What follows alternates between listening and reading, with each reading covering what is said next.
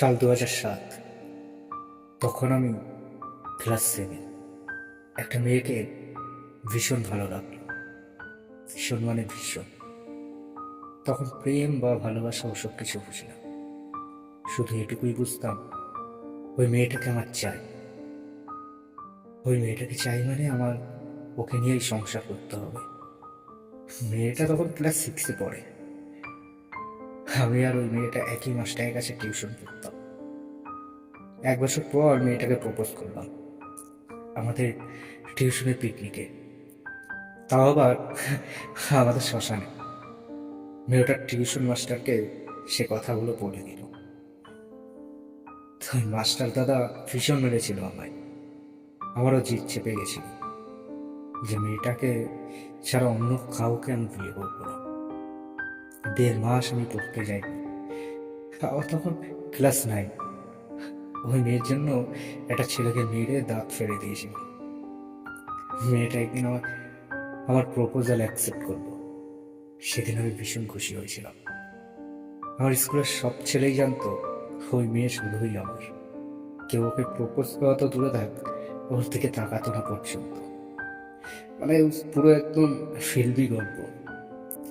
Tuition master আমাকে বলেছিল মাধ্যমিকে 50% নাম্বার যদি পাই তাহলে ওর বাবা মায়ের সাথে কথা বলবে। মাধ্যমিকে 89.56 নম্বর পেলাম। টিউশন মাস্টার ভীষণ খুশি, সেই সাথে ও ভীষণ খুশি। টিউশন মাস্টার ওর মায়ের সাথে কথা বলল।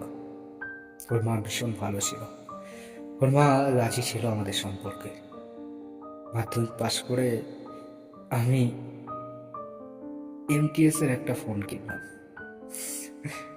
ও আমায় ওর মায়ের ফোন থেকে ফোন করতো।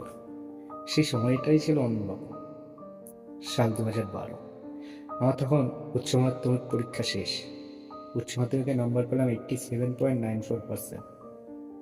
মেয়েটার বাবা আমাদের সম্পর্কটা জেনে গেল। ব্যাস, মেয়েটার বিয়ে ঠিক করে ফেললো। মেয়েটার বাবার পায়ে পর্যন্ত ধরেছিলাম, কিন্তু রাজি হলো না কিছুতেই।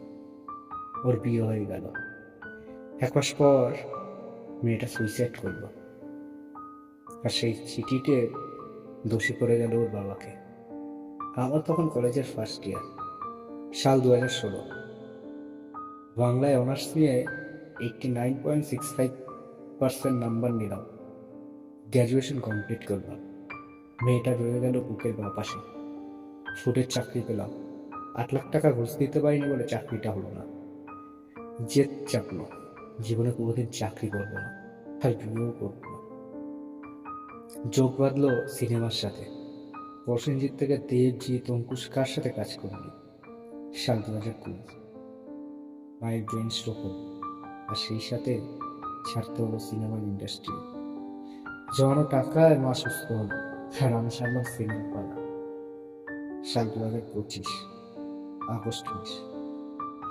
ছোট্ট একটা চায়ের দোকান দিল। একটা মেয়েকে দেখে ভালো লাগলো। মেয়েটাকে দেখতে ঠিক ওই মেয়েটার মতো। মেয়েটার নামও জানি না। একদিন ফেসবুক স্ক্রল করতে করতে ফ্রেন্ড সাজেস্টে ওই মেয়েটাই এলো। হ্যাঁ, প্রোফাইল ঘেটে দেখলাম এই সেই মেয়ে যাকে আমি প্রতি মঙ্গলবার আর বৃহস্পতিবার দোকান থেকে দেখি আমার সামনে দিয়ে যেতে। মেয়েটা প্রোফাইল থেকে একটা রিলস ডাউনলোড করে আমার হোয়াটসঅ্যাপ স্ট্যাটাস দিই। আর সেই স্ট্যাটাস দেখে আমার একটা ভাই আমার মেয়েটার সম্পর্কে সব কিছু বলে। কোথায় বাড়ি, কিসে পড়ে, ওর ফ্যামিলি, সব কিছু।